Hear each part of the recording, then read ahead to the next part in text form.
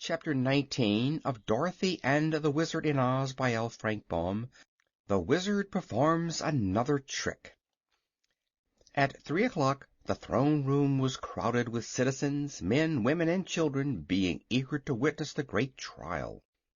Princess Ozma, dressed in her most splendid robes of state, sat in the magnificent emerald throne, with her jeweled scepter in her hand and her sparkling coronet upon her fair brow. Behind her throne stood the 28 officers of her army and many officials of the royal household. At her right sat the queerly assorted jury, animals, animated dummies, and people, all gravely prepared to listen to what was said. The kitten had been placed in a large cage just before the throne, where she sat upon her haunches and gazed through the bars at the crowds around her with seeming unconcern. And now, at a signal from Ozma, the Woggle Bug arose and addressed the jury.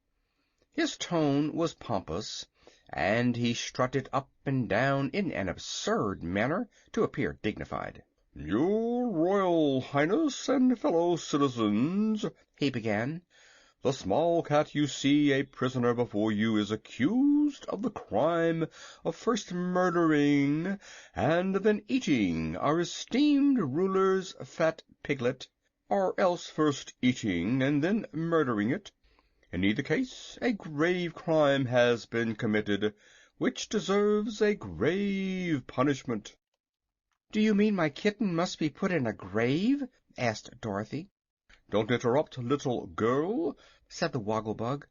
"When I get my thoughts arranged in good order, I do not like to have anything upset them or throw them into confusion." "If your thoughts were any good they wouldn't become confused," remarked the Scarecrow earnestly. "My thoughts are always—" "Is this a trial of thoughts or of kittens?" demanded the Woggle Bug. "It's a trial of one kitten," replied the Scarecrow, "but your manner is a trial to us all." "Let the public accuser continue," called Ozma from her throne, "and I pray you do not interrupt him."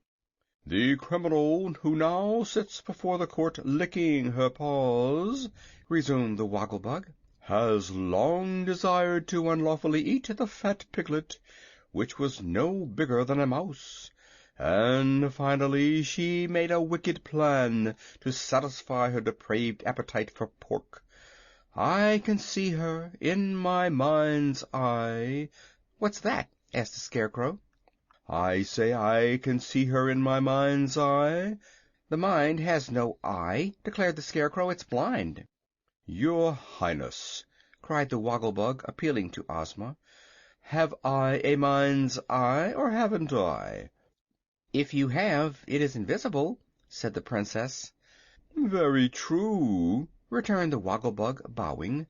"I say I see the criminal in my mind's eye, creeping stealthily into the room of our Ozma, and secreting herself when no one was looking, until the Princess had gone away and the door was closed. Then the murderer was alone with her helpless victim, the fat piglet, and I see her pounce upon the innocent creature and eat it up." "Are you still seeing with your mind's eye?" inquired the Scarecrow. "Of course. How else could I see it? And we know the thing is true, because since the time of that interview there is no piglet to be found anywhere." "I suppose if the cat had been gone instead of the piglet, your mind's eye would see the piglet eating the cat," suggested the Scarecrow. "Very likely," acknowledged the Woggle Bug. "And now, fellow citizens and creatures of the jury, I assert that so awful a crime deserves death.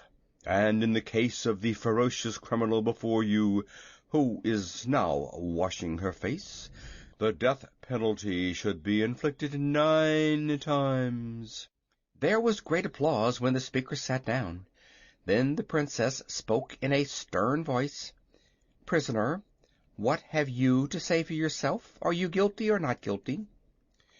"Why, that's for you to find out," replied Eureka.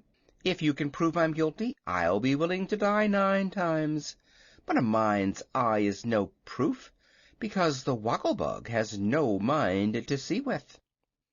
"Never mind, dear," said Dorothy.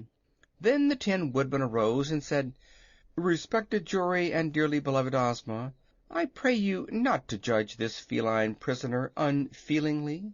I do not think the innocent kitten can be guilty, and surely it is unkind to accuse a luncheon of being a murder. Eureka is the sweet pet of a lovely little girl whom we all admire, and gentleness and innocence are her chief virtues. Look at the kitten's intelligent eyes." Here Eureka closed her eyes sleepily. "Gazed at her smiling countenance." Here Eureka snarled and showed her teeth. "Mark the tender pose of her soft, padded little hands." Here Eureka bared her sharp claws and scratched at the bars of the cage. "Would such a gentle animal be guilty of eating a fellow creature? No, 1,000 times no." "Oh, cut it short," said Eureka. "You've talked long enough." "I'm trying to defend you," remonstrated the Tin Woodman. "Then say something sensible," retorted the kitten. "Tell them it would be foolish for me to eat the piglet, because I had sense enough to know it would raise a row if I did. But don't try to make out I'm too innocent to eat a fat piglet if I could do it and not be found out. I imagine it would taste mighty good." "Perhaps it would to those who eat," remarked the Tin Woodman. "I myself, not being built to eat, have no personal experience in such matters. But I remember that our great poet once said: 'To eat is sweet when hunger's seat demands a treat of savory meat.' Take this into consideration, friends of the jury, and you will readily decide that the kitten is wrongfully accused and should be set at liberty." When the Tin Woodman sat down, no one applauded him, for his arguments had not been very convincing, and few believed that he had proved Eureka's innocence. As for the jury, the members whispered to each other for a few minutes, and then they appointed the Hungry Tiger their spokesman. The huge beast slowly arose and said: "Kittens have no consciences, so they eat whatever pleases them. The jury believes the white kitten known as Eureka is guilty of having eaten the piglet owned by Princess Ozma, and recommends that she be put to death in punishment of the crime."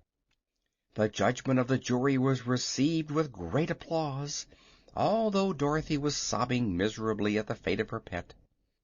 The Princess was just about to order Eureka's head chopped off with the Tin Woodman's axe, when that brilliant personage once more arose and addressed her. "Your Highness," said he, "see how easy it is for a jury to be mistaken. The kitten could not have eaten your piglet, for here it is." He took off his funnel hat, and from beneath it produced a tiny white piglet, which he held aloft that all might see it clearly. Ozma was delighted and exclaimed eagerly, "Give me my pet, Nick Chopper!" And all the people cheered and clapped their hands, rejoicing that the prisoner had escaped death and been proven to be innocent. As the Princess held the white piglet in her arms and stroked its soft hair, she said: "Let Eureka out of the cage, for she is no longer a prisoner, but our good friend. Where did you find my missing pet, Nick Chopper?" "In a room of the palace," he answered. "Justice," remarked the Scarecrow with a sigh, "is a dangerous thing to meddle with. If you hadn't happened to find the piglet, Eureka would surely have been executed." "But justice prevailed at the last," said Ozma, "for here is my pet, and Eureka is once more free." "I refuse to be free!" cried the kitten in a sharp voice, "unless the Wizard can do his trick with 8 piglets. If he can produce but 7, then this is not the piglet that was lost, but another one." "Hush, Eureka!" warned the Wizard. "Don't be foolish," advised the Tin Woodman, "or you may be sorry for it." "The piglet that belonged to the Princess wore an emerald collar," said Eureka loudly enough for all to hear. "So it did!" exclaimed Ozma. "This cannot be the one the Wizard gave me." "Of course not. He had 9 of them altogether," declared Eureka, "and I must say it was very stingy of him not to let me eat just a few. But now that this foolish trial is ended, I will tell you what really became of your pet piglet." At this, everyone in the throne room suddenly became quiet, and the kitten continued in a calm, mocking tone of voice. "I will confess that I intended to eat the little pig for my breakfast. So I crept into the room where it was kept while the Princess was dressing, and hid myself under a chair. When Ozma went away she closed the door and left her pet on the table. At once I jumped up and told the piglet not to make a fuss, for he would be inside of me in half a second. But no one can teach one of these creatures to be reasonable. Instead of keeping still so I could eat him comfortably, he trembled so with fear that he fell off the table into a big vase that was standing on the floor. The vase had a very small neck and spread out at the top like a bowl. At first the piglet stuck in the neck of the vase, and I thought I should get him after all, but he wriggled himself through and fell down into the deep bottom part, and I suppose he's there yet."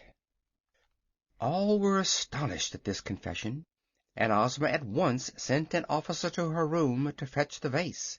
When he returned, the Princess looked down the narrow neck of the big ornament and discovered her lost piglet, just as Eureka had said she would. There was no way to get the creature out without breaking the vase, so the Tin Woodman smashed it with his axe and set the little prisoner free.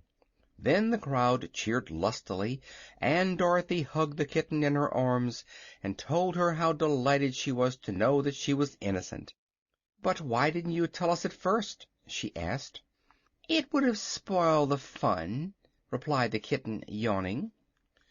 Ozma gave the Wizard back the piglet he had so kindly allowed Nick Chopper to substitute for the lost one, and then she carried her own into the apartments of the palace where she lived.